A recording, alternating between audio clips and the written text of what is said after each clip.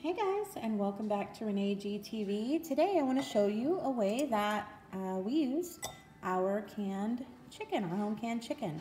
We're going to do a chicken salad today, and it's really delicious, and I hope you come along. What we're going to do is drain our chicken. This in our bowl. We're just going to break it. So it's all shredded up. We're going to add pickle, and I like a lot of pickle. This is where you can add what you like, leave out what you like. It's all up to you. So we're going to add some pickle. We're going to add some mayo. Have about 1.5 pints of chicken in here.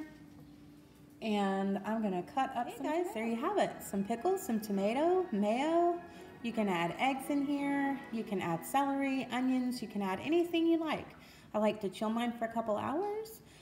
It's very delicious. Let me know what you guys add to your chicken salad. Give me some ideas.